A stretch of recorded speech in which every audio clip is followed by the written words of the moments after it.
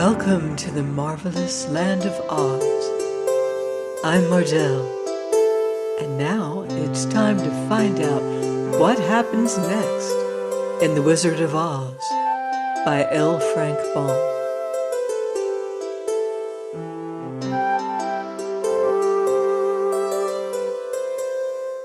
Chapter 3. How Dorothy Saved the Scarecrow.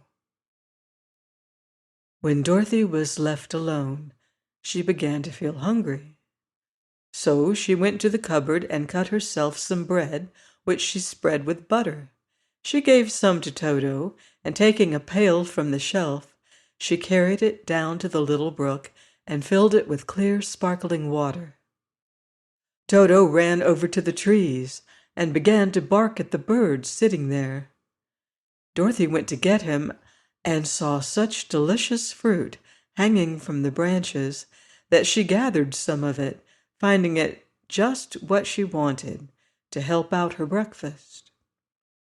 Then she went back to the house, and having helped herself and Toto to a good drink of the cool, clear water, she set about making ready for the journey to the City of Emeralds.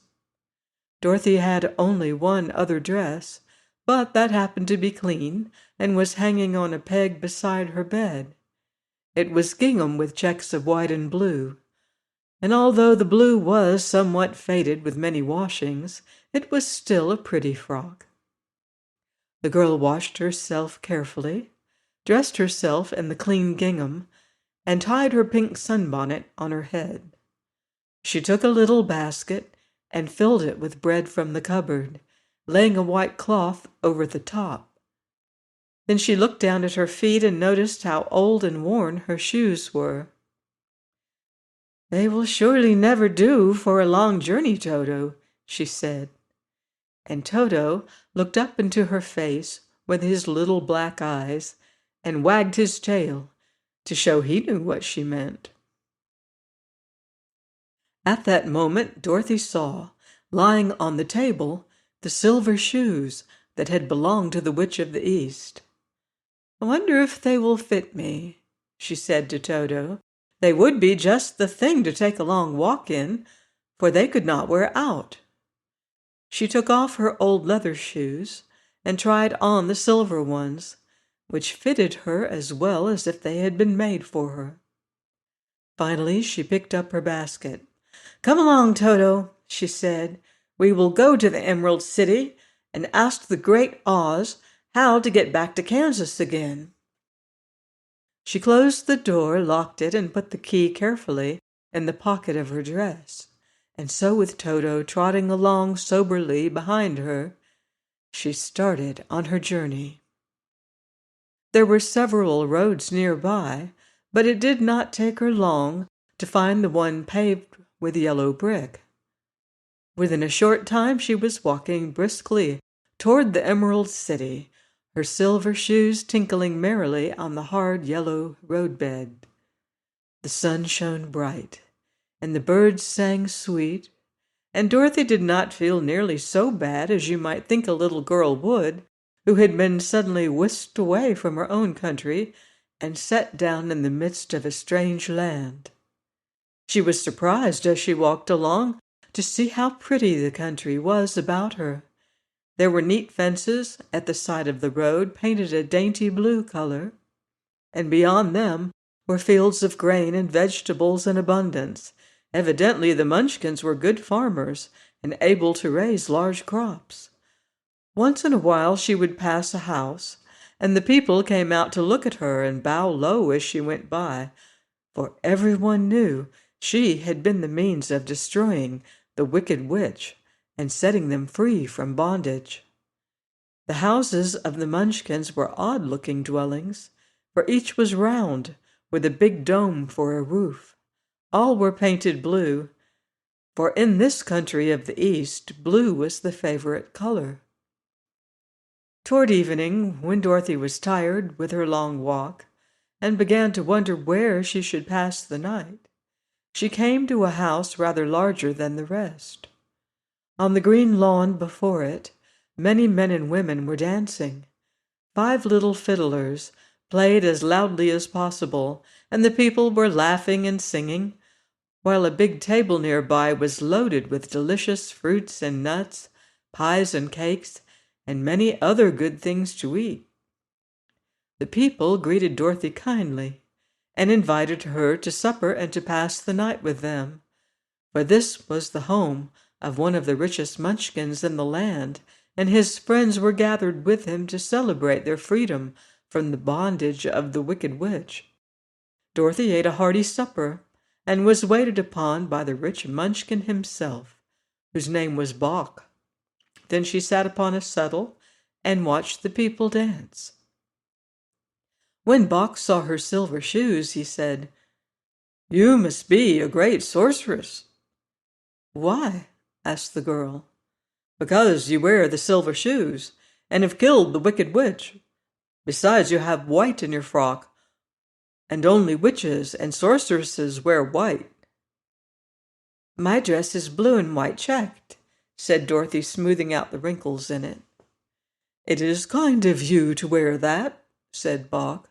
"Blue is the color of the Munchkins, and white is the witch color, so we know you are a friendly witch."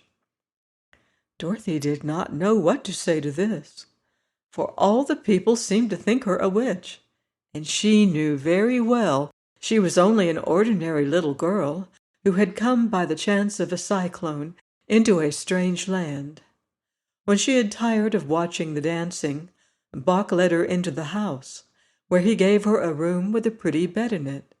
The sheets were made of blue cloth, and Dorothy slept soundly in them till morning, with Toto curled up on the blue rug beside her. She ate a hearty breakfast, and watched a wee Munchkin baby who played with Toto and pulled his tail and crowed and laughed in a way that greatly amused Dorothy. Toto was a fine curiosity to all the people, for they had never seen a dog before. "How far is it to the Emerald City?" the girl asked. "I do not know," answered Bok gravely, "for I have never been there. It is better for people to keep away from Oz, unless they have business with him. But it is a long way to the Emerald City, and it will take you many days. The country here is rich and pleasant, but you must pass through rough and dangerous places before you reach the end of your journey." This worried Dorothy a little, but she knew that only the Great Oz could help her get to Kansas again. So she bravely resolved not to turn back. She bade her friends goodbye and again started along the road of yellow brick. When she had gone several miles, she thought she would stop to rest, and so climbed to the top of the fence beside the road and sat down. There was a great cornfield beyond the fence. Not far away she saw a scarecrow placed high on a pole to keep the birds from the ripe corn. Dorothy leaned her chin upon her hand and gazed thoughtfully at the scarecrow. Its head was a small sack stuffed with straw, with eyes, nose, and mouth painted on it to represent a face. An old pointed blue hat that had belonged to some Munchkin was perched on his head, and the rest of the figure was a blue suit of clothes worn and faded, which had also been stuffed with straw. On the feet were some old boots with blue tops, such as every man wore in this country, and the figure was raised above the stalks of corn by means of the pole stuck up its back. While Dorothy was looking earnestly into the queer painted face of the scarecrow, she was surprised to see one of the eyes slowly wink at her. She thought she must have been mistaken at first, for none of the scarecrows in Kansas ever wink.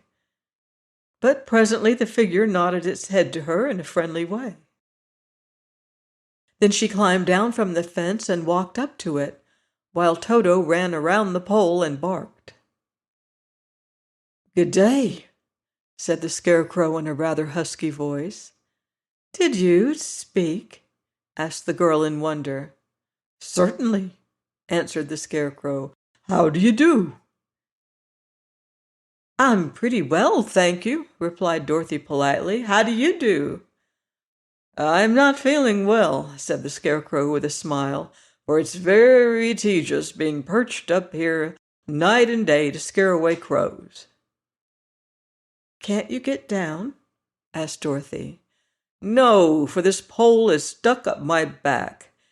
If you will please take away the pole, I shall be greatly obliged to you. Dorothy reached up both arms and lifted the figure off the pole, for being stuffed with straw it was quite light. Thank you very much, said the Scarecrow when he had been set down on the ground. I feel like a new man. Dorothy was puzzled at this, for it sounded queer to hear a stuffed man speak and to see him bow and walk along beside her. Who are you? Asked the Scarecrow when he had stretched himself and yawned. And where are you going? My name is Dorothy, said the girl, and I am going to the Emerald City to ask the great Oz to send me back to Kansas. Where's the Emerald City? He inquired. And who is Oz? Why, don't you know? She returned in surprise. No, indeed, I don't know anything. You see, I'm stuffed. So I have no brains at all, he answered sadly. Oh, said Dorothy, I'm awfully sorry for you. Do you think, he asked, if I go to the Emerald City with you, that the great Oz would give me some brains? I cannot tell, she returned, but you may come with me if you like. If Oz will not give you any brains, you'll be no worse off than you are now. That is true, said the Scarecrow. You see, he continued confidentially, I don't mind my legs and arms and body being stuffed because I cannot get hurt. If anyone treads on my toes or sticks a pin into me, it doesn't matter, for I can't feel it. But I do not want people to call me a fool. And if my head stays stuffed with straw instead of with brains as yours is, well, how am I ever to know anything? I understand how you feel, said the little girl, who was truly sorry for him. They walked back to the road. Dorothy helped him over the fence, and they started along the path of yellow brick for the Emerald City. Toto did not like this addition to the party at first. He smelled around the stuffed man as if he suspected there might be a nest of rats in the straw, and he often growled in an unfriendly way at the Scarecrow. Don't mind Toto, said Dorothy to her new friend. He never bites. Oh, I'm not afraid, replied the Scarecrow. He can't hurt the straw. Do let me carry that basket for you. I shall not mind it, for I can't get tired. I'll tell you a secret, he continued as he walked along. There is only one thing in the world I am afraid of. What is that? Asked Dorothy. The Munchkin farmer who made you? No, answered the Scarecrow. It's a lighted match. Tune in next week for more exciting Oz adventures on the marvelous land of Oz. Goodbye for now. See you in Oz.